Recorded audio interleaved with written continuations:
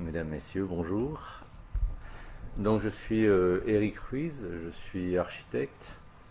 Le sujet qu'on va aborder ensemble aujourd'hui, on appelle ça l'habitat participatif. Alors c'est dans le cycle des utopies parce que c'est souvent vu comme une utopie, même si de fait l'habitat participatif il en existe depuis longtemps et de manière assez conséquente, hein. Et suivant les pays dans lesquels on est, euh, plus ou moins de manière importante, voire de manière très massive. Voilà. Donc je me présente très rapidement. Donc je suis architecte, je suis à la fois professionnel et universitaire. Donc je travaille à la communauté d'agglomération de Grenoble, je suis en charge du renouvellement urbain. Voilà, donc je m'occupe du logement social, hein. Ça a été le fil conducteur de toute mon activité professionnel. Je me suis beaucoup intéressé à l'autoconstruction. C'est pourquoi je suis membre du CRATER, hein, le Centre de recherche en architecture de terre, parce que je travaillais au Brésil pendant de nombreuses années, à Mayotte, sur la construction en terre, en autoconstruction pour le logement social ou très social. Voilà, c'est un peu le fil conducteur. Voilà, et dans mon parcours universitaire, donc là je suis chercheur associé, donc je ne suis pas un professionnel universitaire, voilà, je suis un professionnel et par ailleurs je fais partie donc d'un groupe de recherche et notamment sur la question de l'habitat, hein, voilà. Donc ce que je vais vous présenter aujourd'hui, c'est le résultat de deux recherches qu'on a développées et puis d'un peu de pratiques professionnelles et de liens qu'on a avec les associations qui font de la promotion de l'habitat participatif. Alors après, je vais expliquer un petit peu plus précisément ce que c'est. Les deux études auxquelles je me réfère, c'est une première étude qu'on a fait pour la région Rhône-Alpes il y a 2-3 ans maintenant, dans un appel à projet qui s'appelait Université citoyenne et solidaire. Donc ça commence à ressembler presque au sujet de ce soir. Voilà, c'est la région qui appelait les universités et qui leur disait, écoutez, développez des recherches en vous intéressant en sortant de vos universités, de vos murs, rapprochez-vous de la demande sociale. Alors nous, ça nous a parlé, puisqu'en fait, au cratère, notre manière de travailler, c'est vraiment de s'appuyer sur la pratique quotidienne, hein, des pratiques professionnelles, du travail qu'on mène dans différents pays. Crater, c'est à la fois une ONG, hein, qui travaille dans plein de pays, euh, sur des projets de solidarité souvent, hein, de construction en terre pour les plus démunis, et maintenant de plus en plus sur la prévention des risques majeurs. Avec le réchauffement climatique, on est appelé à intervenir dans beaucoup d'endroits. Voilà, des pays comme Haïti, comme là maintenant en Pacifique, après les différents cyclones qu'il y a eu, et puis voilà, beaucoup en Afrique. On est implanté à Grenoble parce que historiquement, dans le Nord-Isère, il y a beaucoup de construction en terre. C'est ce qui a fait qu'on a commencé à travailler ici il y a une trentaine d'années et à développer notamment une recherche sur le patrimoine en terre qui nous a appris qu'on pouvait construire en terre et que c'était intéressant. Voilà. Donc ça, c'est le côté ONG. Puis par ailleurs, on est installé à l'école d'architecture et du coup, on a développé petit à petit euh, des thèmes de recherche pour se dire que le matériau en terre et que l'habitat social, c'était aussi un objet de recherche. Donc c'est dans ce cadre-là, moi, que je fais partie du cratère. Et on regarde un petit peu toutes les formes, entre guillemets, alternatives de la production du logement. Et ce que je vais vous présenter aujourd'hui, c'est dans ce cadre-là où ça peut s'inscrire dans l'idée de l'utopie. C'est qu'est-ce qu'on peut imaginer pour produire du logement de manière différente et produire un logement différent. Voilà. Et donc je vais vous parler de l'habitat participatif. Donc cette première recherche qu'on avait fait pour la région, ça visait à interroger tous les gens qui étaient intéressés par ce sujet-là en Rhône-Alpes et essayer de voir pourquoi on ne développait pas plus d'éco-habitats groupés, pourquoi on était toujours dans d'un côté ce que produisent les organismes de logement social et puis d'un autre côté ce que produisent les promoteurs privés. Et on se disait, tiens, il y a quand même d'autres choses qui peuvent exister, donc on est allé un peu chercher. Donc, ça, c'était la première étude. Et la deuxième étude, c'est une recherche plus précise que j'ai développée à titre personnel dans le cadre d'un doctorat, mais peu importe. Mais le sujet, c'était justement d'aller regarder en tant qu'architecte qu'est-ce que ces opérations de construction de logements, ça a amené de différent par rapport à justement ce que font les professionnels. Voilà. Quand les habitants s'en mêlent, finalement, qu'est-ce que ça fait de différent? Et c'est un peu ce que je vais vous proposer aujourd'hui comme petit parcours, de regarder sur différents sujets, hein, le spatial, la dimension plus sociale de l'insertion dans le territoire et dans la ville. Qu'est-ce que, lorsque les habitants font tout seuls, ou presque tout seuls, qu'est-ce que ça produit de différent par rapport à ce que font les professionnels? Donc c'est un petit peu ce qu'on va regarder ensemble. Vous n'hésitez pas à m'interrompre, hein, on n'est pas dans un cours magistral, donc si je ne suis pas clair, vous m'interrompez. Si vous avez une question, vous pouvez m'interrompre à tout moment, ce sera avec plaisir que je répondrai. Donc voilà, on va regarder un petit peu ensemble deux, trois choses. D'abord, savoir un petit peu de quoi on parle, qu'est-ce que c'est que l'habitat participatif, qui est un terme qu'on voit apparaître de plus en plus souvent. Alors je ne sais pas ce que vous faites dans la vie. Est-ce qu'il y a des architectes dans la salle? Donc c'est pas par souci de corporation, c'est parce que voilà, je peux être amené à dire des choses sur le métier de l'architecture. En tant qu'architecte, je me sens tout à fait à l'aise pour le faire. Mais des fois, ça peut gratter un petit peu les architectes, donc c'est bien quand je sais si j'ai des gens dans la salle qui peuvent être irrités. Mais toujours ça de manière constructive. Hein. En deuxième point, c'est qui est-ce que cela concerne? Parce que souvent, l'habitat participatif, on verra, c'est souvent regardé soit comme un objet en soi, qu'est-ce que ça produit comme bâtiment, ou alors c'est souvent regardé par les sciences sociales en disant tiens, c'est de l'économie sociale et solidaire, c'est du coopérativisme, c'est de la cité-jardin, voilà. Donc voilà, mais finalement, souvent, on ne s'interroge pas tant que ça à qui finalement est intéressé par ce type de projet. Et le dernier point, c'est qu'est-ce que ça propose de différent. Donc j'en ai déjà parlé, c'est ce qu'on va regarder. Qu'est-ce que c'est que l'habitat participatif? Alors ça porte plein de noms, hein. On dit habitat coopératif, habitat participatif, éco-habitat groupé, habitat groupé, voilà, il y a plein de termes. Mais tout ça, finalement, c'est une espèce de valise, et c'est un petit peu compliqué de rentrer par le terme, parce que souvent, ça induit la manière d'observer les choses. Par exemple, si on dit c'est de l'habitat coopératif, tac, tout de suite on se dit, bon, ok, c'est des sociétés coopératives, voilà, c'est la cité-jardin. Là, j'ai vu que dans les bibliographies, vous avez des choses très très bien. Hein, je veux dire, Ebenezer Howard, donc toute la pensée de la cité-jardin anglaise, voilà, avec les expériences de Letchworth, voilà, en Angleterre, où vraiment on réfléchissait à l'habitat comme un outil pour penser la société de demain, la ville, c'était la pensée de demain. Donc voilà, dès qu'on dit un terme, finalement, on commence à présupposer certaines choses et du coup à les regarder avec un œil un petit peu biaisé, quoi. Donc, et du coup, voilà, parfois c'est des montages opérationnels. Tout de suite, on rentre dans des cuisines extrêmement complexes, administratives et de montage. Alors, si vous voulez faire votre habitat participatif, alors il va falloir monter une ESCI APP. Ça parle à tout le monde, ça, hein, j'imagine. Voilà, bon, voilà. Moi, pas tellement plus qu'à vous. En gros, c'est des sociétés coopératives. Hein, voilà. APP, ça veut dire, je ne sais même plus d'ailleurs, c'est APP,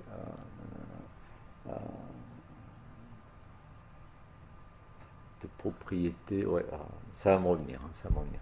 Voilà, ça peut être des copropriétés, ça peut être des cycles, voilà, bon, bref. Il y a comme ça différents types de montages extrêmement complexes que des notaires vont vous coudre de fils dorés. Bon, tout ça c'est extrêmement utile, mais voilà, dès qu'on rentre par cette question-là, tout de suite on rentre dans la cuisine. Et alors, pour la plupart des gens qui imaginent faire une opération de ce type-là, on va regarder plus précisément ce que c'est. Bon, bah, tout de suite, il y en a 80% qui jettent l'éponge et qui passent à autre chose, hein, et qui se disent, bon, bah, je vais acheter une maison sur le bon coin et puis ça sera plus simple. Voilà, en tout cas, il y a une grosse diversité de projets, et quand on commence à regarder de manière un peu plus scientifique, finalement, comment classer un peu les choses, et finalement, qu'est-ce qui fait sens commun à tout ça? Voilà. Finalement, moi, ce que j'ai trouvé de mieux, c'est quand même de faire l'approche par les publics, hein.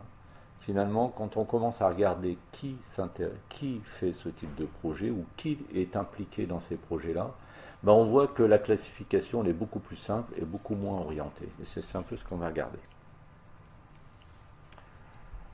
Donc ce qui fait commun, très simplement, c'est qu'il y a une dimension collective, hein.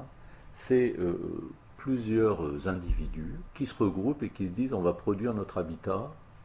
Et il y a diverses raisons à ça. Voilà. Certains, on va voir, c'est parce qu'ils ont envie de quelque chose de très différent. D'autres, ce sont des révolutionnaires. D'autres, s'ils ne font pas ensemble, ils n'y arriveront pas. Voilà. Donc, c'est plutôt ce qui motive à se faire ensemble et cette dimension collective qui fait sens commun à tous ces projets. Et puis le fait que ce ne soient pas des professionnels. Même si souvent, dans le tas, il y a un architecte qui traîne, de fait, il n'agit pas en tant qu'architecte, il agit en tant que futur usager. Et ça, c'est très intéressant parce que c'est un des points qui fait grosse différence avec ce que font les professionnels, c'est-à-dire les organismes de logement social et les promoteurs, pour qui j'ai le plus grand respect, hein, mais ces opérations-là, c'est les gens qui vont y habiter, qui les imaginent et qui les produisent. Et ça, on va voir, ça change quand même beaucoup de choses. Ça change vraiment beaucoup de choses. Et c'est une des originalités. Donc, l'habitat participatif sont donc une dimension collective, des gens qui se regroupent, et deux, ce n'est pas des professionnels de la promotion immobilière. Donc, on appelle ça l'autopromotion. Voilà. Comme il y a des autoconstructeurs, ben là, il y a des autopromoteurs. Et donc, il existe effectivement dans l'univers de la production du logement, bah, les organismes de logement social en France, hein, les organismes office public, HLM ou sociétés privées, l'entreprise d'habitat social, comme les sociétés d'économie mixte, etc. Bref. Et puis, il existe des promoteurs privés, hein, tout simplement, qui achètent des terrains, qui construisent un immeuble et qui le vendent. Voilà. Et l'autopromotion, voilà, c'est une part infime de la production du logement, mais qui petit à petit est en train de grandir. Et selon les époques, elle a été plus ou moins importante. Par exemple, dans les années 70, c'était quelque chose qui était quand même un petit peu conséquent, quoi. Tellement conséquent que les organismes HLM ont commencé à se dire bon, s'ils commencent à produire un peu trop, peut-être qu'ils vont prendre une part du gâteau, hein. Donc, on a réformé la loi pour créer les coopératives HLM pour empêcher un petit peu les habitants de trop produire. On sortait quand même de mouvements qui avaient été massifs, hein, à l'après-guerre, quand il a fallu reconstruire la moitié de la France. Il y a eu un mouvement qu'aujourd'hui on regarde un petit peu avec un œil presque ironique, sont le mouvement des castors, mais qui ont construit des dizaines de milliers de logements, y compris en collectif. Hein, en région parisienne, on faisait venir une entreprise qui faisait des poteaux et des dalles, et puis au milieu, il y avait des autoconstructeurs qui terminaient leur immeuble. Ça a existé en France de manière très massive. Voilà. Après, les castors, ils ont fait beaucoup de maisons individuelles, mais pas que. Ils ont fait des grands lotissements, ils ont fait des logements en bande et des immeubles en autoconstruction. Aujourd'hui, ça nous paraît presque impossible, mais à l'après-guerre, ça s'est fait. Donc voilà, il y a eu dans notre histoire plusieurs éléments. Et puis, quand on regarde pas très loin de chez nous, je ne parle pas du Brésil ou du Chili ou du Mexique, où il y a des mouvements d'autoconstructeurs, d'autopromoteurs importants, qui sont liés à plusieurs raisons, je vais expliquer pourquoi. Pas très loin de nous, en Italie ou en Suisse, les coopératives de production de logements, donc qui mobilisent des citoyens pour monter des coopératives et faire du logement, c'est quelque chose de massif. Il y a vraiment une très très grosse part. Voilà, si on regarde ça serait en bleu foncé, voilà, au même titre que les professionnels. Voilà. Donc ça peut exister dans des pays qui sont tout à fait développés et pas si exotiques que ça. Mais bon, en France, c'est quand même, ça commence à être bien visible, hein, les élus s'y intéressent beaucoup. Est-ce qu'il y a des élus dans la salle? Pas d'élus. Euh, mais ils ont une oreille très attentive à ça, parce que ça, voilà, c'est des opérations dont on parle beaucoup. Par exemple, à Villeurbanne, il y a eu le projet du village vertical. Je ne sais pas si ça vous parle, si vous avez vu des choses un peu dans la presse.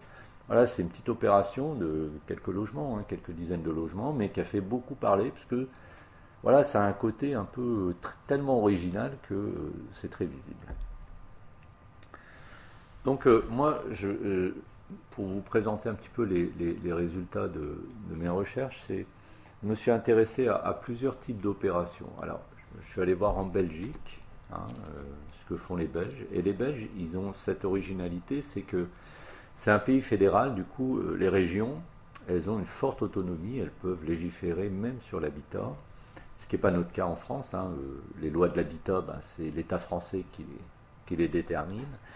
Mais eux, ben, ils ont beaucoup plus de marge de manœuvre et du coup, la région bruxelloise, par exemple, elle a développé des choses très originales sur l'habitat en s'autorisant à faire des choses différentes. Donc du coup, je suis un petit peu allé voir là-bas. Je suis allé voir en Angleterre, parce qu'en Angleterre, il y avait, enfin, il y a un mouvement, comme aux États-Unis, très important de l'autopromotion. Alors je ne suis pas allé voir en Suisse et en Italie, parce que j'avais déjà pas mal de données, je connaissais un petit peu le contexte, et puis d'une certaine manière, c'est devenu tellement massif chez eux que c'est presque devenu professionnel. Donc ça m'intéressait un peu moins. Moi, ce qui m'intéressait de voir, c'est quand les gens qui ne sont pas professionnels, ils s'y collent, quoi. Voilà. Et puis, je suis allé voir en France, pas très loin, parce que je suis grenoblois, donc j'ai regardé à Grenoble. Voilà. Mais il y en a partout en France. Et du coup, je me suis dit, mais finalement, première question, pourquoi ça existe beaucoup dans d'autres pays et pas beaucoup chez nous? Alors je vous donne la réponse. Quand Silvio Berlusconi est arrivé au gouvernement italien, la première décision qu'il a eue politique en tant que chef du gouvernement, c'était il y a longtemps, hein, maintenant presque 25 ans, peut-être plus même, non 25 ans, et sa première décision, ça a été de dire hop, le logement social, c'est pas mon affaire. C'est les villes qui doivent s'en occuper, l'État, il ne s'en occupe plus. Voilà. En Suisse, c'est un petit peu la même chose, il n'y a pas de logement social. Et dans le monde anglo-saxon, aux États-Unis ou en Angleterre, le logement social, ça n'existe pas. Donc en fait, il y a une relation très très directe, c'est que finalement, les habitants, ils s'organisent et ils produisent leur logement bah, quand l'offre, elle n'est pas en face, quoi, hein. Donc ils s'organisent pour pallier finalement une carence, hein. En France, il y a tellement de logements sociaux que d'une certaine manière, faire quelque chose de différent, c'est presque bizarre, parce qu'on a l'offre privée, et puis on a de l'offre de logement social. Donc euh, voilà, là, on n'a pas besoin de pallier à une carence de l'offre publique. Voilà. C'est pour ça qu'il y en a beaucoup moins en France qu'ailleurs. Enfin, en tout cas, moi, c'est mon analyse. Mais ça ne veut pas dire que c'est pas vertueux ailleurs, hein. Et notamment aux États-Unis, il y a ce qu'on appelle les community land trusts, ce sont des coopératives qui se constituent, qui s'organisent. Il y a des alliances, y compris avec les pouvoirs publics, les élus, où la collectivité, elle met un terrain à disposition, et puis les habitants, ils s'organisent, et puis ils vont faire une coopérative pour produire et pour gérer leur habitat. Alors c'est des fois des petits immeubles, et puis des fois, c'est des centaines de logements, où ils font carrément des bouts de ville, à la périphérie ou en milieu rural, où ils vont gérer. Et quand même, quand on regarde après la crise des subprimes, hein, en 2007, finalement, ce qui a le mieux résisté et de loin, c'est ce type d'opération, c'est-à-dire qu'il y a eu zéro expulsion dans ces opérations, là où pour le reste, il y a des villes qui se sont vidées à plus de 30%. Hein, des villes comme Atlanta comme Denver, voilà, qui ont beaucoup souffert, où les gens en fait avaient été poussés à emprunter de manière individuelle, Ils se sont surendettés avec des emprunts qui étaient indexés sur l'inflation, sur des monnaies exotiques, et qui tout d'un coup se sont retrouvés à devoir payer 2, 3, 4 fois plus cher que ce qu'ils avaient envisagé dans leurs emprunts. Ils ont été mis à la porte par les banques. Eh bien, dans les community loan trusts, le fait que ce soit collectif, c'est la coopérative qui empruntait, ce n'est pas les individus. Donc ils n'étaient pas sur des petits emprunts pourris, ils étaient sur des choses beaucoup plus solides et beaucoup plus sérieuses. Et le fait qu'ils soient ensemble, ils ont construit, là aussi, face à la pénurie de l'aide sociale, ils ont eux-mêmes créé leur système pour faire amortisseur social. Quand il y en a un qui était en difficulté, il devenait locataire plutôt qu'il arrêtait de vouloir être propriétaire. La coopérative reprenait le remboursement du capital. Et puis, lui devenait locataire jusqu'à ce qu'il retrouve un boulot et qu'il puisse revenir et racheter sa maison. Mais il restait toujours dans son logement. Donc tout ça, c'est des choses extrêmement vertueuses où on voit que la dimension collective, elle prend une autre nature que simplement se dire, allez, si on est ensemble, ça nous coûtera moins cher et ça sera plus facile. On commence à comprendre que la dimension collective, là, elle devient quelque chose d'un peu plus essentiel. Voilà pourquoi je suis allé voir donc dans le monde anglo-saxon, en Belgique et en France. Et donc finalement, quand on regarde qui se lance dans ces opérations de construction collective, on voit qu'il y a des collectifs, alors j'ai mis des mots parce qu'il faut bien caractériser un petit peu les choses, mais de posture sociale, voilà, on va regarder, c'est ce qu'il y a de plus habituel en France, hein, c'est l'habitat participatif qu'on voit un petit peu partout, des gens qui se regroupent et qui font une copropriété, on va dire. Il y a d'autres qui sont sur des engagements d'opportunité, je vais expliquer ce que c'est, ça sera mon étude de cas belge. Et puis d'autres qui sont sur les engagements idéologiques et philosophiques, et d'autres qui sont sur des engagements politiques et sociaux. Alors on va commencer par le premier, c'est une opération en Belgique de 14 logements, d'accord, que j'ai appelé collectif d'opportunité. Voilà, pourquoi ? Donc c'est 14 logements où on a mis 14 familles, de 12 nationalités différentes, il y a la moitié de l'Afrique. Et alors ce sont des gens qui sont vraiment, qui normalement n'auraient jamais dû être propriétaires. Voilà. Et en fait, eux, ils sont allés dans cette opération parce que c'était dans un quartier de Molenbeek, voilà, une banlieue de Bruxelles pas très favorisée, où on avait envie, la municipalité a dit, nous, collectivité, on va aider les moins riches des accédants à accéder à la propriété pour aller vers une propriété de qualité plutôt que de les laisser finalement acheter un taudis pour quand même devenir propriétaire et finalement se retrouver avec un habitat tout à fait précaire. Et en région bruxelloise, de l'habitat précaire et insalubre, il y en a quand même pas mal. Du coup, la collectivité elle a mis un terrain à disposition en le vendant pas cher, et elle a regardé dans les demandes des personnes qui demandaient une aide sociale pour être accompagnées pour devenir propriétaires. Elle a été chercher finalement ceux qui étaient le plus en difficulté, qui avaient le moins de chances d'aboutir finalement dans leur projet. Et alors ces gens-là, ils n'étaient absolument pas dans une logique collective, hein. Ils n'étaient pas à se dire allez on se met ensemble, on va faire un truc, ça sera super. Non, pas du tout. C'était des gens qui étaient comme la plupart des individus, avec leur projet de vie. Ils disaient voilà, souvent d'origine étrangère, voire pas belge,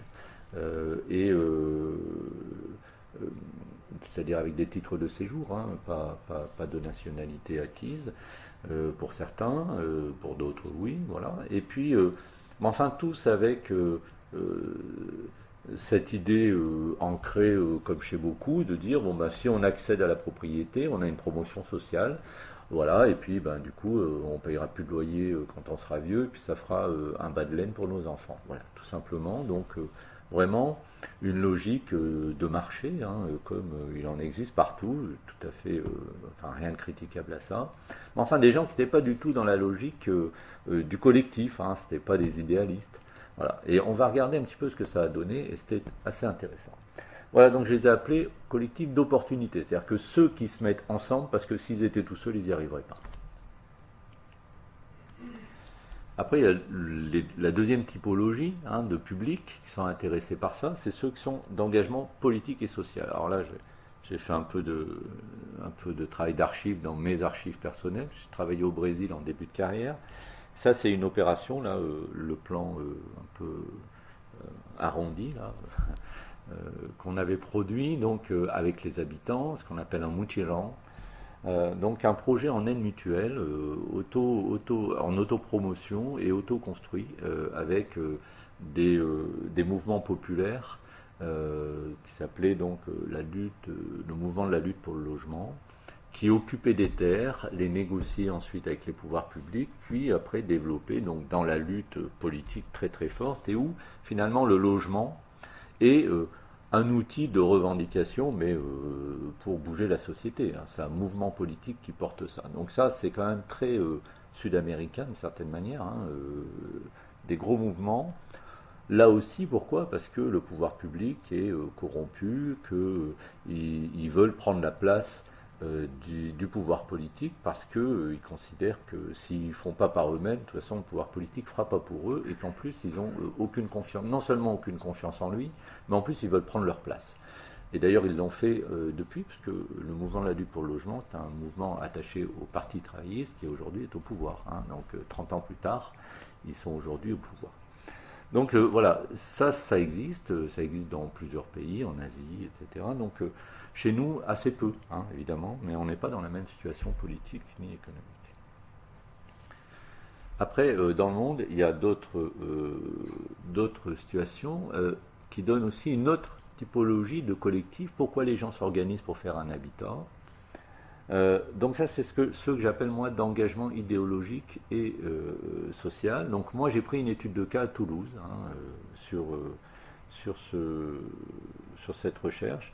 Alors là, en l'occurrence, c'est une opération, un quartier qui existe, s'appelle Kristina à Copenhague, donc qui est une ancienne friche militaire de, je sais pas, 30, 40 ou 50 hectares en pleine ville, qui a été envahi dans les années 70, à la bonne époque, et qui a été occupé depuis, et il n'a jamais été les gens n'ont jamais été expulsés. C'est devenu un quartier de Copenhague tout à fait prisé, et qui fonctionne sur un modèle démocratique radicalement différent de ce qui existe dans le reste de la ville de Copenhague, et sur un modèle notamment de gestion urbaine et de production de l'habitat radicalement différent aussi. Donc si vous vous investissez dans le mouvement associatif et coopératif de Kristina, ce quartier donc à Copenhague, vous finissez par faire votre place dans le collectif, et un jour vous êtes autorisé à construire si vous avez besoin ou à occuper un logement, mais tout ce que vous investissez sur ce site, c'est un bien commun, ça appartient au collectif, ça ne vous appartient pas en propre. Donc moi j'ai rencontré des gens là-bas qui avaient investi 300 000 euros dans la construction de leur maison, donc ils avaient le droit d'en jouir, mais ils n'avaient pas de droit de succession dessus, ils n'avaient pas de droit de propriété. Si un jour ils déménageaient, ça ne leur appartenait plus. Donc il y a une logique, une approche du logement qui est radicalement différente. Donc là on peut vraiment dire que c'est idéologique et social. L'étude de cas que moi j'ai pris à Toulouse, en banlieue, à la campagne, dans la région toulousaine, c'est des gens qui, avec Terre de Liens, sont des associations qui travaillent sur... Terre de Liens, c'est une association qui aide les paysans à acquérir des terres, parce que c'est assez compliqué quand on est jeune paysan et qu'on n'est pas issu d'une famille paysanne. Donc il y a eu tout un mouvement alternatif là, qui est lié au mouvement José Bové, etc. Donc ils ont travaillé avec Terre de Liens pour acquérir un foncier en milieu rural, et puis ils ont acheté 32 hectares, et puis ils ont dit, là, nous, on va développer du logement, et on monte une société coopérative, mais dedans, on est dans un système de décision sociocratique. Alors, ils ont beaucoup travaillé sur la sociocratie, les prises de décision, la décision au consensus, pas à la majorité. Voilà, donc ce sont des idéologues qui un jour disent, au travers du logement, on peut construire notre bout de société à nous et montrer que d'autres choses sont possibles. Ce sont des engagements idéologiques et sociaux. Et il y en a plus qu'on ne croit, pas beaucoup en milieu urbain, parce que c'est compliqué pour eux d'y trouver de l'espace, mais ça existe. Et enfin, le plus commun chez nous en France, que j'appelle de posture sociale, alors c'est pas, j'ai pas trouvé de meilleur mot que ça, j'en suis bien désolé, parce que posture sociale, ça fait un petit peu, comment dire, c'est un peu péjoratif, alors que c'est plein de vertus, tout ça. Ce sont des gens qu'on qualifie souvent de bobos, voilà, comme moi, qui, avec des connaissances ou des gens qui vont essayer de connaître par le réseau associatif ou culturel voilà, ou de mouvements autres qui peuvent avoir dans leur vie, voilà, qui vont se regrouper par affinité d'une certaine manière et puis dire, ben, nous, on va essayer au travers de l'habitat de montrer qu'on peut faire évoluer la société vers vers des dimensions vertueuses, souvent environnementales, souvent d'engagement social, d'engagement politique, etc. Donc voilà, ça se traduit après sous différentes formes, hein, de copropriété, voilà. Mais en gros, c'est des immeubles comme le village vertical à Villeurbanne dont je vous parlais, ou comme cette opération à Grenoble, voilà, de quelques logements, hein, de gens qui ont dit, bah, nous, on va démontrer qu'on peut construire différemment, un habitat différent, être en lien avec les voisins, ouvrir nos espaces communs aux associations du quartier, faire des cours de yoga qui sont ouverts. Voilà. Donc il y a des dimensions vertueuses qui souvent sont regardées un petit peu avec ironie, mais on va voir, qui finalement font des propositions tout à fait intéressantes. Donc j'ai analysé un petit peu ces différentes typologies. Alors moi j'ai creusé un peu plus sur ce qui nous intéresse en France, hein, notamment le premier qui sont les groupements, les collectifs, on va dire, qui ont un engagement d'opportunité, c'est-à-dire les plus modestes des accédants, des gens qui ne sont pas du tout dans la dimension collective. Qu'est-ce que ça fait quand ils se mettent en collectif? Est-ce que ça les change, ces gens? Et est-ce qu'ils produisent un habitat différent? Et les derniers sont les bobos, voilà, finalement, qui eux ont des grandes ambitions très vertueuses. Est-ce que finalement ils les atteignent? Et si oui, comment? Et sinon, pourquoi? Donc qu'est-ce que ça apporte de différent cette affaire? Bon, il y a différentes conclusions. Les images sont là plus pour illustrer mon propos que très significatives. Euh, mais en gros, hein, la première chose qu'on voit, c'est l'influence de l'usage dans la dimension spatiale, porosité, élasticité. Alors, qu'est-ce que ça veut dire tous ces mots barbares? Ce que l'on observe, là encore, c'est la vision d'un architecte. Hein. Donc, quand on regarde comment ça fonctionne au niveau spatial à l'intérieur de l'immeuble, moi, j'ai regardé un peu précisément comment ça fonctionnait à l'intérieur du logement. Je les ai regardés vivre un peu. Il y a une dimension un peu ethnologique, hein, là-dedans. J'ai regardé les espaces communs. Et du coup, je les ai beaucoup interrogés, les parents, les enfants, sur qu'est-ce qu'ils avaient en tête et qu'est-ce qu'ils avaient demandé à l'architecte. Et puis aujourd'hui, comment ils le vivaient. Ça, c'était leur point de vue. Et moi, après, je regardais un petit peu sur ces opérations qui avaient un petit peu de patine, hein, 5, 10, 15 ans, des fois plus, comment réellement ça vivait. Et comment, les années passant, est-ce qu'ils avaient atteint leur objectif ou pas. Donc ce qui est intéressant de voir, c'est que... alors, on s'intéresse toujours aux deux typologies dont je vous ai parlé. Ceux qui n'étaient pas dans une dimension collective, et ceux qui étaient dans une dimension collective, les bobos, hein, on va dire, les bobos et les pauvres. Voilà, on va les appeler comme ça sera plus simple à comprendre. Si je regarde les pauvres, ils n'étaient pas dans une dimension collective. Et la comparaison, elle est vachement intéressante. Évidemment, j'avais pris une opération test, hein, j'avais pris une opération standard, produite par des professionnels. Du coup, ça me permettait d'un peu de mesurer, de comparer. Donc si on regarde les pauvres, c'est-à-dire ceux qui n'étaient pas en dimension collective, le fait qu'on les ait regroupés pour travailler avec l'architecte, voilà, c'est les gens qui ne comprenaient pas trop ce qu'on leur demandait. Eux, ils voulaient un logement, quoi. Ils n'avaient pas l'idée d'avoir d'espace commun, d'avoir une vie collective, d'être exemplaires sur certains sujets. Mais bon, par la force des choses, on les a un petit peu amenés vers ça. Et notamment l'opération en Belgique, comme c'était très aidé par les pouvoirs publics, ils ont un peu suivi ce que les pouvoirs publics voulaient. Donc c'était un habitat passif, pas de chauffage à Bruxelles. Du coup, il y a même des familles qui sont parties, hein, qui se sont dit ça va pas la tête, pas de chauffage à Bruxelles, jamais. Donc les autres qui sont restés, ils sont restés parce qu'ils ont dit de toute façon c'est ça où on retourne dans notre taudis où on paye 700 € pour 3 pièces. Voilà. Donc du coup, voilà, ils sont un peu accrochés, puis finalement aujourd'hui, ils y vivent très bien, hein, une opération de très très grande qualité architecturale. Mais alors ce qui est intéressant à regarder dans cette histoire de porosité, d'élasticité, c'est que chez ces gens-là, qui étaient dans une dimension très individuelle, qui sortaient de logements voilà, épars, hein, c'était pas un groupe qui se connaissait, et ben on voit que 7-8 ans après, ce sont des gens qui ne ferment plus leurs portes. Et ça, quand même, ça interroge. Hein. C'est-à-dire qu'ils sont dans un immeuble collectif, mais ils ne ferment pas la porte. Bon, il y a des femmes seules. Deuxième chose, pendant très longtemps, il y a eu un appartement témoin, parce qu'il restait un appartement, du coup, ils l'avaient un peu gardé, appartement témoin, et ils ont eu beaucoup de mal à le lâcher, parce que plus ça allait, plus ils faisaient des réunions. Et puis quand on regarde encore un petit peu plus tard, tous ces gens-là qui étaient dans un fonctionnement très individuel, ben, il y en a maintenant aujourd'hui 4 ou 5 qui sont présidents d'associations. Et puis au bout de l'immeuble, il y avait un petit bout de terrain vague dans un quartier vraiment pas glamour. Hein. Je veux dire, c'est vraiment la banlieue dure, quoi, quand même. Hein. Au niveau social, 80% d'immigrés, c'est compliqué comme situation. Bah, il y avait un petit bout de terrain vague un peu délaissé qui faisait un peu dépotoir. Puis un jour, il y en a un qui a dit non, on ne peut pas laisser ça, quoi. Maintenant, nous, on a un bel immeuble. Donc, on va aller voir la mairie. Ils sont allés voir la mairie, ils ont dit il est à qui ce terrain? Non, on ne sait pas trop. Tac, bon, ouais, finalement, il peut être public, donc ils l'ont rendu un petit peu.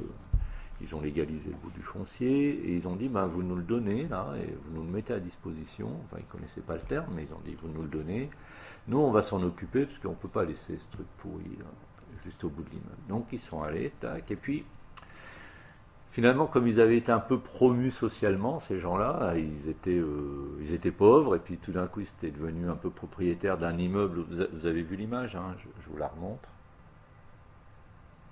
Voilà, c'est ça, l'immeuble. Hein. Et le bout de terrain, c'est où il y a le portail bleu, là. Et finalement, ils étaient un peu regardés par leurs voisins en disant, mais vous êtes un peu les nouveaux riches, là. Hein, vous la pétez un peu, là, avec votre immeuble. Et du coup, ils étaient un petit peu gênés de ça quand même. Hein. Et du coup, ils se sont dit, on ne peut pas rester comme ça. On ne va pas devenir, on va pas fermer nos portes à double tour pour pas que les voisins viennent nous embêter, alors qu'en fait, on travaille ensemble, nos enfants vont à la même école. Et du coup, ils ont dit, ben, on va faire un jardin collectif. Là. Donc, ils sont allés voir tous les immeubles autour. Ils ont fait du porte-à-porte. Ils ont dit, venez, on va faire un jardin collectif. Initiative totalement citoyenne. Autre petite anecdote. Le ramassage des poubelles, compliqué, mal géré, tout, pareil. Ils ont pris leur clic et leur claque, ils sont allés taper à la mairie, ils ont dit c'est quoi là, ce ramassage de poubelles, je ne peux pas faire et tout. Donc voilà, nous on a fait un petit bout de plan à la main, là, et on propose que le camion il passe par là et qu'il fasse ça et qu'il passe à telle heure, ça serait mieux. Autre élément, les stationnements. Les gens ils se garaient n'importe comment, ils ont dit non attendez, bon maintenant il faudrait faire du marquage au sol, pareil.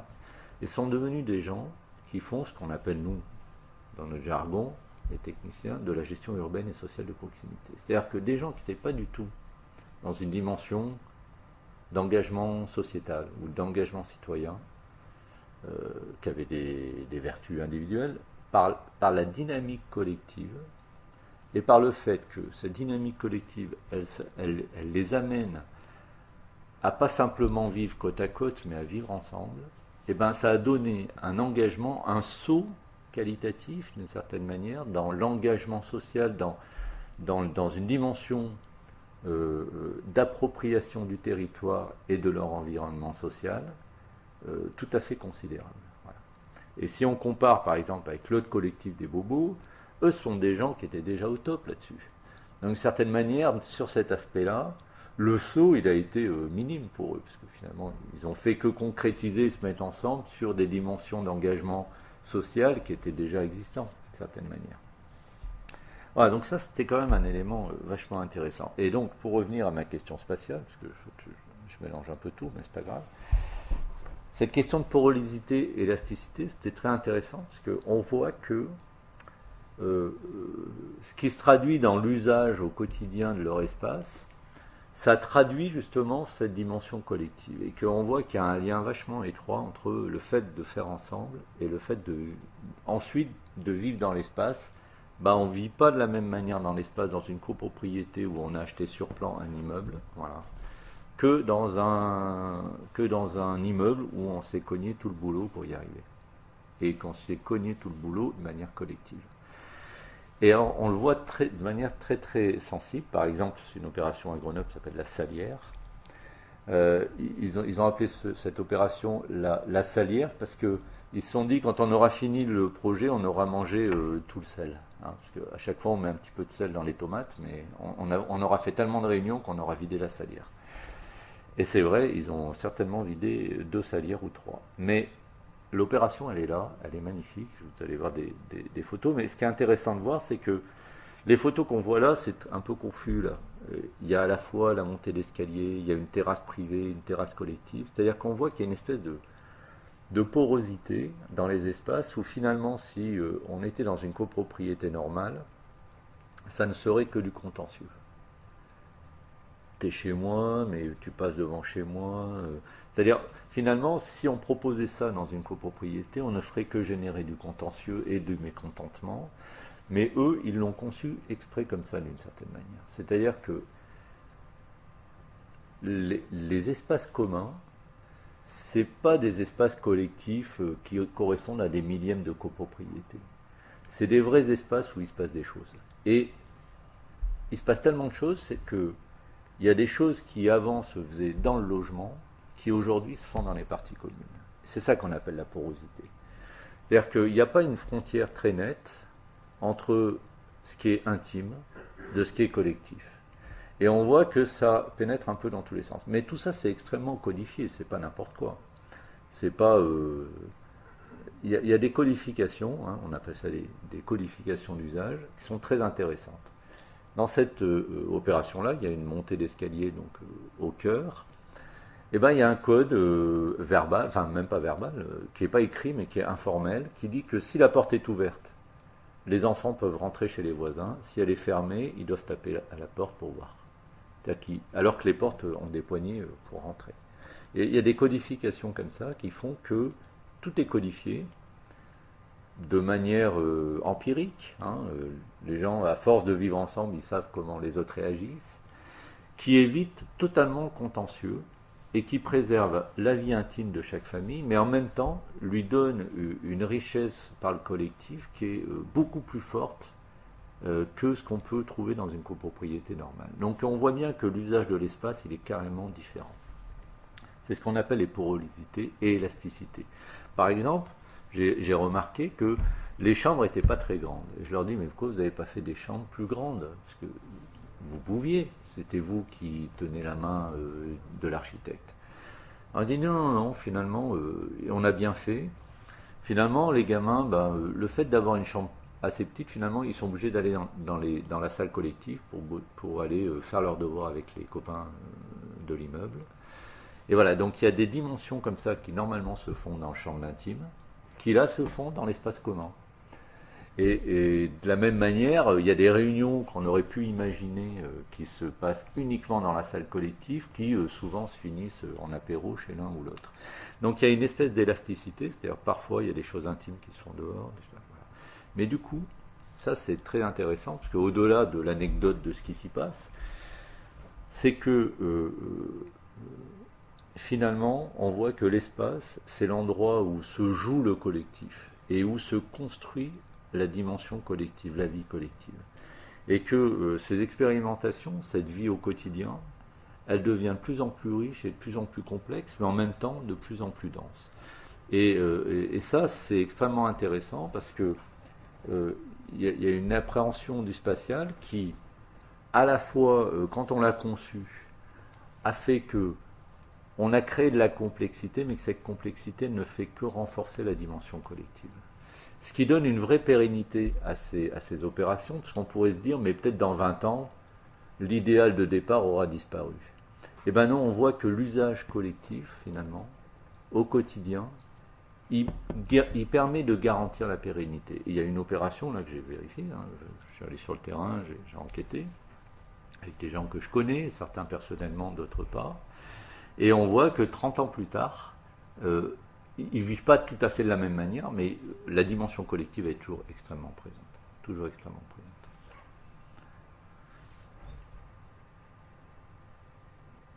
Voilà. Qu'est-ce qu'il y a d'autre après sur l'habitat? Formalisation, codification d'usage, je vous en ai déjà parlé.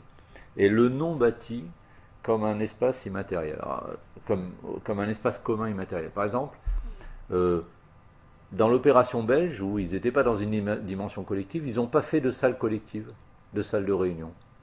Bah aujourd'hui, ils se disent que ça leur manque. Du coup, la partie qui est à l'extérieur, là, qui est abritée, c'est un espace qui aujourd'hui est codifié entre 5h et 7h du soir, on sait que c'est un espace de réunion. Donc les enfants vont jouer ailleurs, voilà, il y a des codifications d'usage comme ça qui se mettent en place. Et eux-mêmes se disent, ah mais finalement on aurait dû faire cet espace commun, mais le fait que ce ne soit pas dans une salle, finalement ça nous permet d'être sûrs de nous croiser et de maintenir ce lien qu'on a entre nous. Et alors ça c'est quand même intéressant parce que il y a une autre opération, non c'est pas celle-ci, celle qui est en Angleterre que j'ai observée, où c'est une opération qui a été développée par une association avec des ex-SDF. Donc là où ils sont attaqués au plus dur, c'est-à-dire ceux qui n'avaient pas de logement, de l'addiction à la drogue, enfin vraiment dans des situations compliquées au niveau social, et eux, leur truc c'est de dire, nous, par le logement, on va aider ces gens à s'insérer dans la société. Et du coup, eux, ils ont misé sur le fait qu'il fallait faire ensemble, voire même en autoconstruction. Donc, ils ont pris une entreprise qui a fait travailler les gens, etc. Et bien, ce qu'on voit, c'est que, c'est un peu ce qu'on voit aussi en Belgique, c'est que cette dimension collective de faire ensemble, ça les amène à avoir un attachement à leur bâtiment, à leur espace, qui les ancre au territoire. Et notamment les gens en Belgique, qui étaient des gens qui, tous me l'ont dit, hein, ils ont dit, nous au début on voulait acheter, et on s'était dit que dans 10 ans ou 15 ans, on revend, et puis avec la plus-value, soit on part à la campagne, soit on rentre au bled, soit, soit on verra avec nos enfants. Et aujourd'hui, 7 ans plus tard, ils disent tous, non, on ne vendra jamais. On ne vendra jamais et on est sûr que nos enfants ils viendront habiter là tellement c'est bien. Il y a un ancrage au territoire. Alors évidemment, il n'y a aucun des enfants qui viendra, mais eux, ça démontre quoi? Ça démontre l'ancrage au quartier, au territoire. Donc ça, ce sont des choses dans le logement social, voire dans les copropriétés, qu'on n'arrive pas à faire. Moi, j'ai été bailleur social. Je peux vous dire qu'on rêve d'avoir des familles qui s'enracinent dans le territoire, qui revendiquent cet ancrage au territoire. À dire non, nous, on est enracinés, ça nous plaît, on veut travailler pour que notre quartier soit mieux, etc. Donc ça, on voit bien que la dimension collective, le fait d'avoir fait ensemble, ça les a amenés à ça. Et en Angleterre, ces gens qui étaient des SDF, pour qui le logement était un Graal, eh bien, à la fois, ils ne se sont pas contentés, je veux dire, d'avoir simplement 4 murs autour d'eux et d'être en sécurité. C'est-à-dire que tous, ils sont rentrés dans une dynamique de lien au voisinage, de travail avec les associations du quartier. Enfin, vraiment, il y a une dimension d'ancrage au territoire qui montre d'autres éléments dont je vais parler tout à l'heure.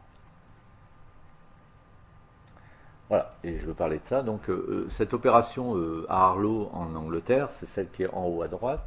C'est un petit collectif de 12 logements, je crois. Et finalement, ça montre qu'il y a un ancrage au territoire. Et ce que je disais aussi pour les Belges, c'est que les gens se projettent dans l'avenir de manière tout à fait différente. Et non seulement ils se projettent dans l'avenir de manière tout à fait différente, mais leur habitat, il y est pour quelque chose. Et le fait qu'ils y vivent de manière collective, il y est aussi pour quelque chose. C'est-à-dire que ce qu'on appelle, il y a un référentiel de propriété qui est élargi. C'est-à-dire que moi, j'ai acheté mon appartement sur plan. Mon référentiel de propriété, si vous posez la question, moi je l'ai fait, hein, j'ai enquêté, dans n'importe quelle copropriété, donc les gens ils vous disent, moi je suis propriétaire du logement, là, puis j'ai quelques millièmes, évidemment je dois aussi payer pour les millièmes de copropriété. Mais mon référentiel de propriété, c'est le logement que j'ai acheté. Et bien, quand vous parlez avec ces gens-là, ils vous répondent jamais ça, à 100%, jamais. Eux, ils disent, Nous, on habite à la Salière, on habite à la Ruffin, on habite à Miacourt. Voilà. Le référentiel, c'est l'ensemble de l'habitat, y compris les parties communes. Donc il y a une vision tout à fait différente du logement. Voilà, et si on fait une analyse un tant soit peu philosophique ou sociale, bah en fait, il y a tout simplement une interprétation assez différente de ce qu'on appelle la ville-marché. C'est-à-dire qu'aujourd'hui, la ville, elle est marché, c'est-à-dire qu'un terrain, ça a une valeur, un logement, ça vaut tant, et vous pouvez demander à n'importe qui autour de vous, ils savent à peu près combien coûte un logement dans leur quartier ou au centre-ville, ou combien ça se loue. Aujourd'hui, le logement, c'est devenu une valeur marchande. Voilà. Donc ça, c'est dans notre société, hein, depuis Haussmann. Petit à petit, ça s'est consolidé. Il y a eu plein d'écrits là-dessus, de marxistes ou de libéraux. Mais les économistes sont clairs. Voilà, la ville, c'est un marché avec une valeur presque cotée en bourse, hein, qu'on peut trouver dans le journal, le prix du mètre carré, l'évolution du mètre carré. Vous le voyez souvent à la télé, ben voilà, les prix ont baissé de 4% à Paris, chouette, ils ont augmenté de 8% à Montpellier, chouette, enfin voilà. Que ça monte ou que ça descende, c'est une dimension de marché. Ben, ces gens-là qui, même quand ils étaient dans cette dimension-là, par exemple, les Belges, hein, eux, ils étaient sur on va vendre, on va faire une plus-value, on va partir.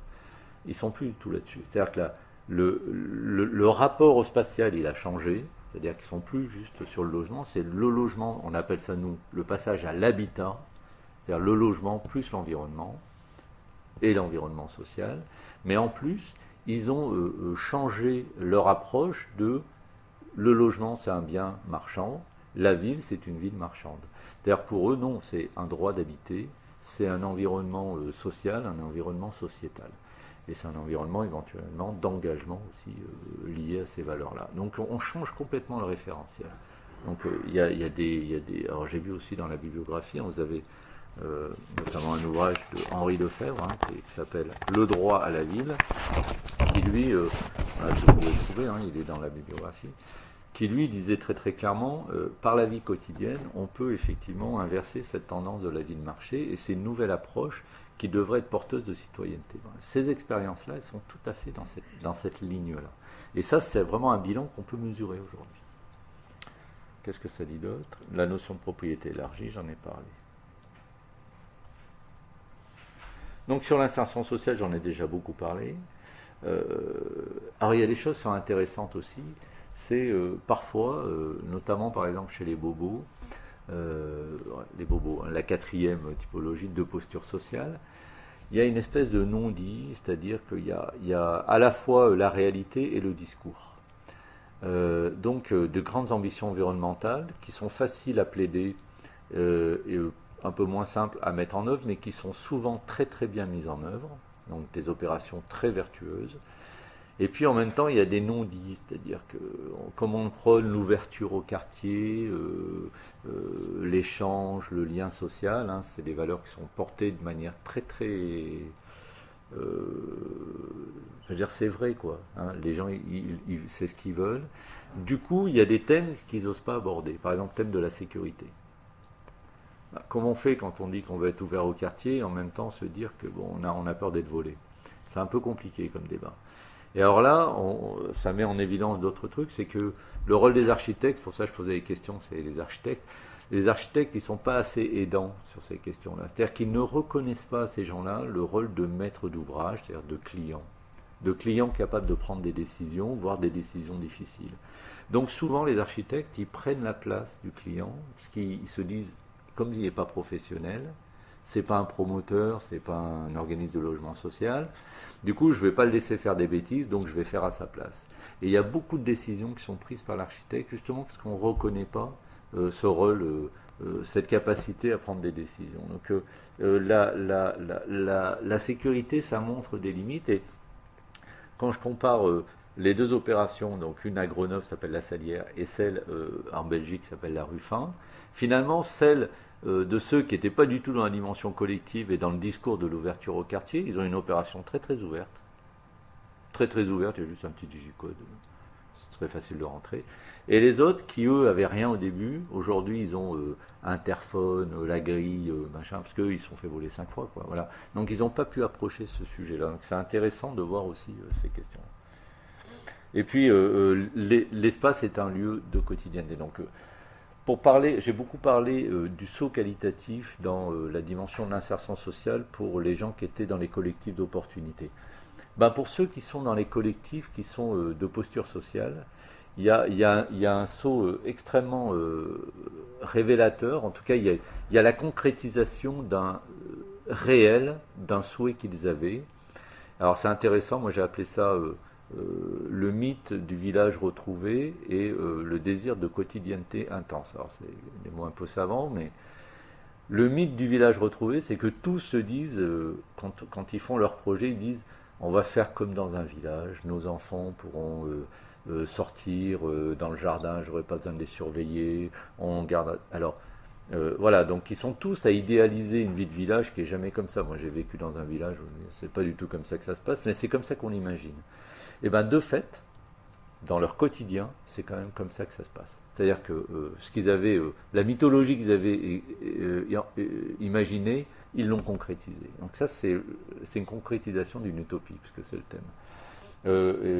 L'autre élément qui est intéressant, c'est la quotidienneté intense. Alors là, moi, que j'ai mis un peu plus en relation avec notre société actuelle. Hein.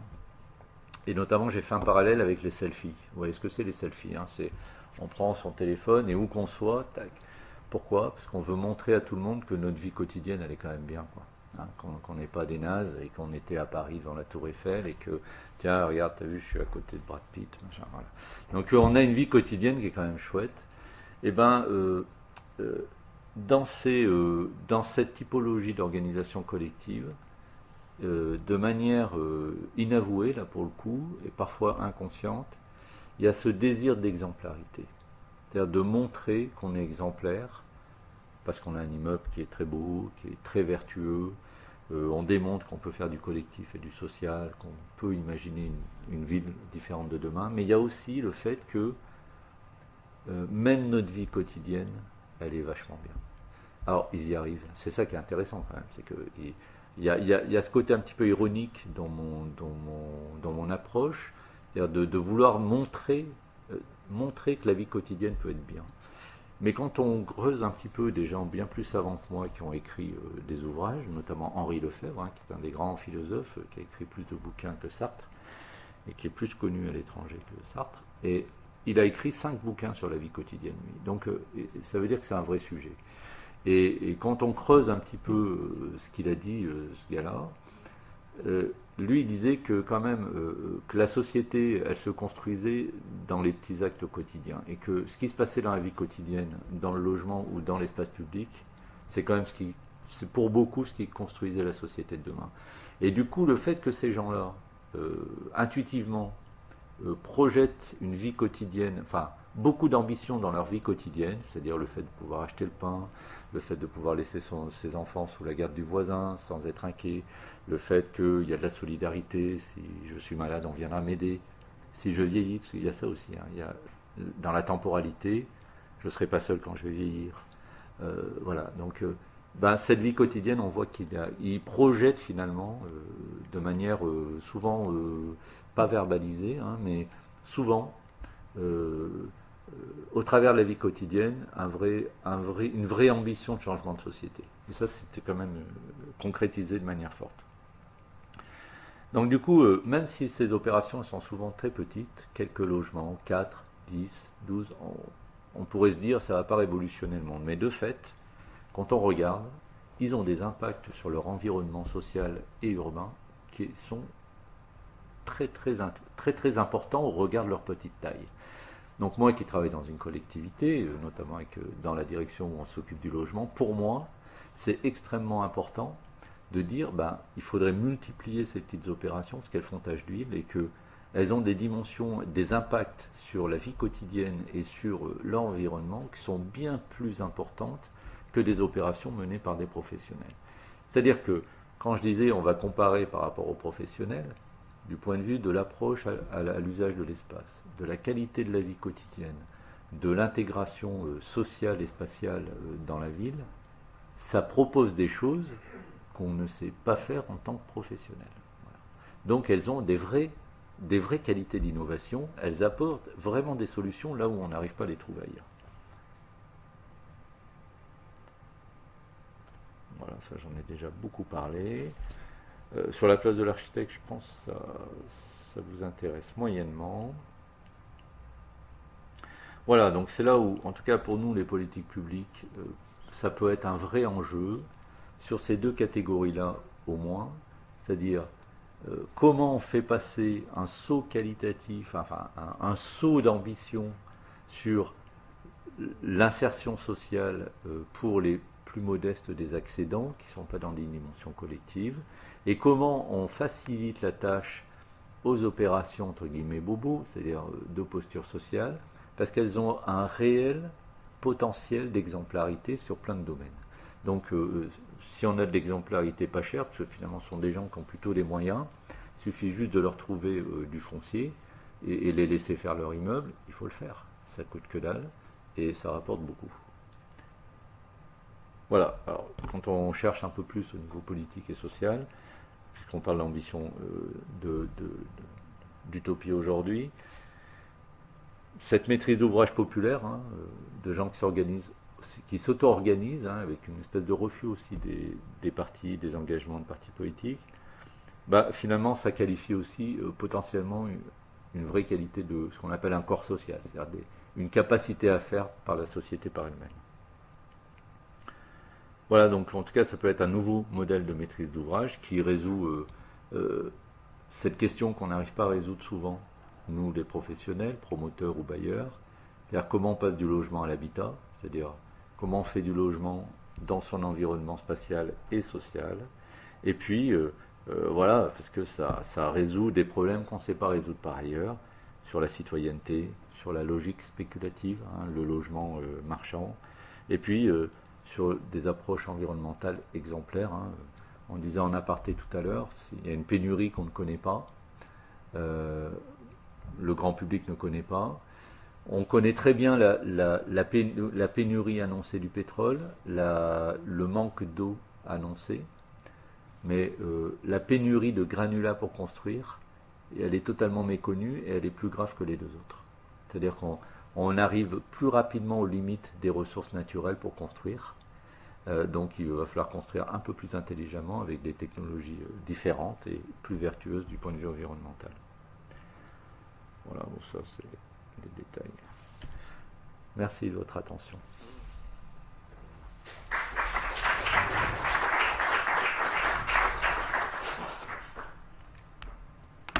Si vous avez des questions. Peut-être été un peu long, je sais pas. On va regarder, non, c'était bon. Ah oui, alors c'est marqué happiness et community. Donc c'est une céramique qui a été faite par les Anglais dans leur cours. Ils l'ont fait eux-mêmes. Voilà. Happiness, ça veut dire bonheur, et communauté. Oui, la notion de communauté chez les anglo-saxons, elle est très différente de la nôtre. La communauté chez nous, c'est tout de suite connoté, surtout en ce moment. Chez eux, c'est au contraire une vraie force. Il y a une logique de solidarité et de capacité aussi à développer du projet de manière collective. Donc c'est tout à fait différent, la vision anglo-saxonne de la dimension de communauté.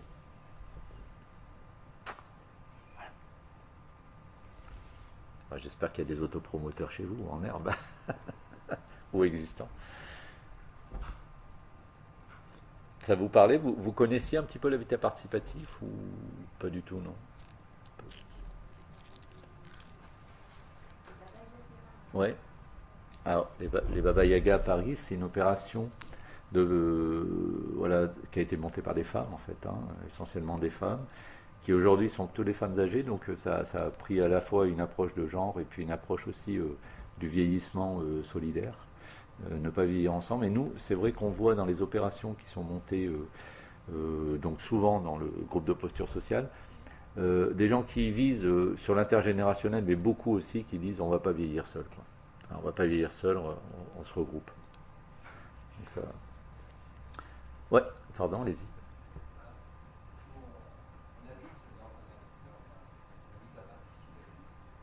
Vous êtes à Villefontaine là-bas, c'est ça?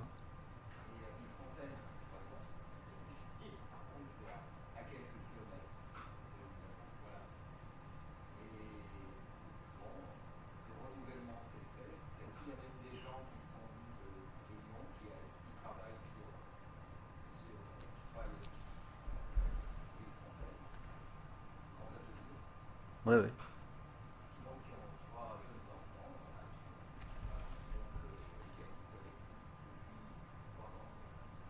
C'est Laetitia et. Ouais, c'est les collègues de Cratère.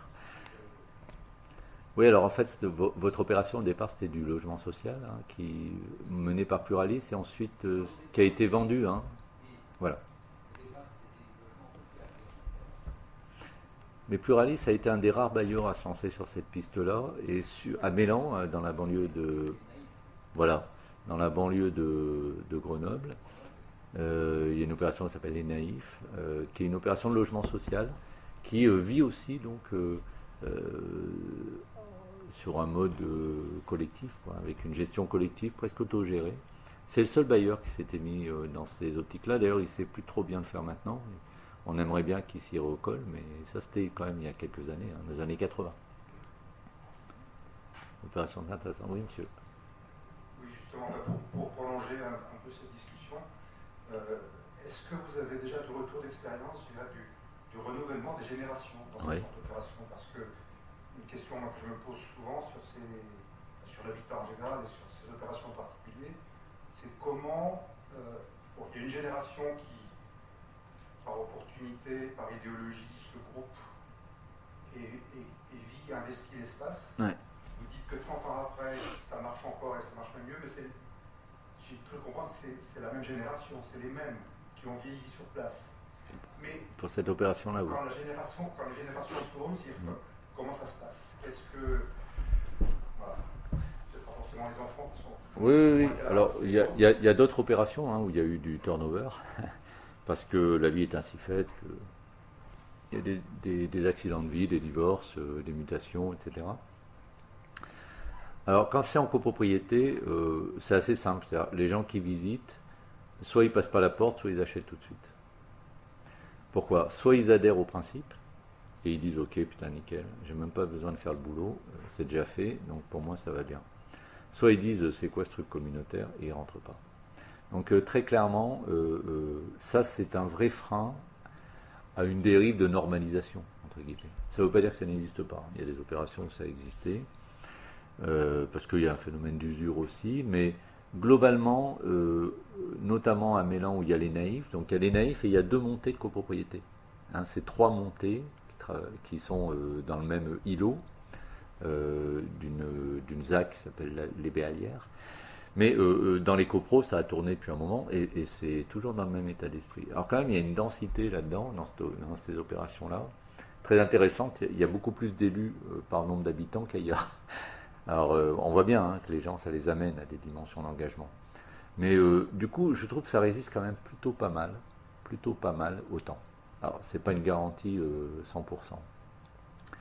Quand on regarde dans le modèle anglo-saxon, un modèle que nous, on aimerait bien répéter, et que les Belges, eux, justement, ils ont commencé avec la Ruffin, et maintenant, comme ils peuvent légiférer, ils ont créé ce qu'on appelle les Community Land Trust, sur le même modèle que les Américains. Eux, c'est très intéressant. Il y a une dissociation du sol et du bâti. Le terrain, c'est inaliénable, on ne peut pas le vendre. Le bâti, on peut le vendre.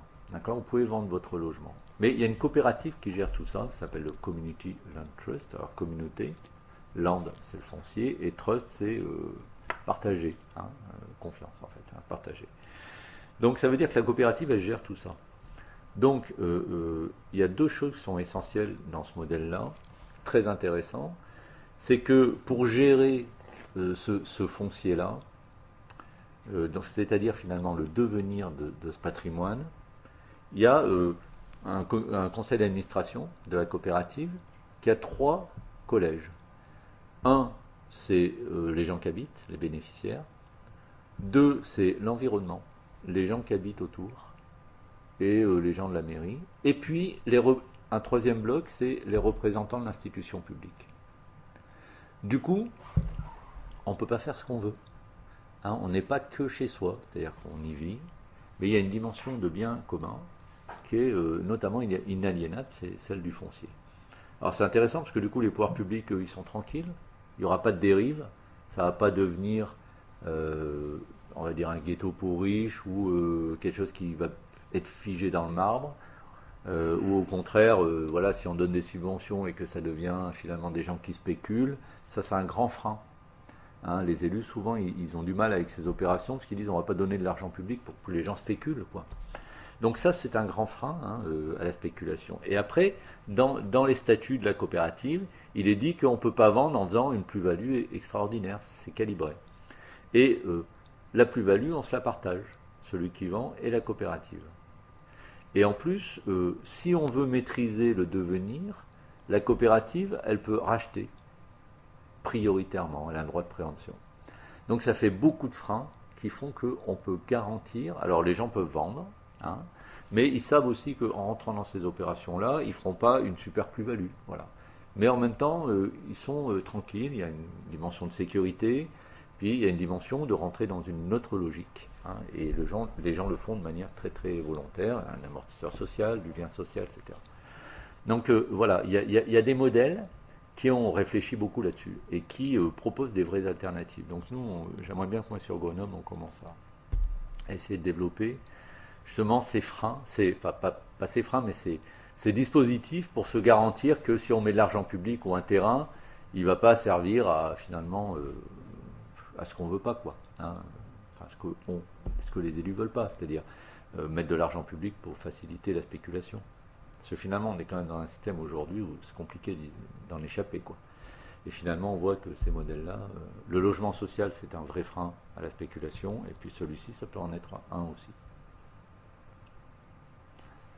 Mais ça prend plutôt bien de la patine, hein, je trouve. Moi, j'étais très... Quand j'ai commencé à regarder les opérations, j'étais comme vous, extrêmement dubitatif, en me disant, au bout de 2-3 ventes, c'est fini, quoi. Ben non, ça résiste pas mal au temps. Ça résiste pas mal au temps parce qu'il y a beaucoup moins de rotation qu'ailleurs. Enfin, les gens sont tellement bien qu'ils partent pas, quoi. Mais c'est une réalité, hein, vraiment. Et ils trouvent un environnement, il y a un vrai ancrage, quoi, qui se crée.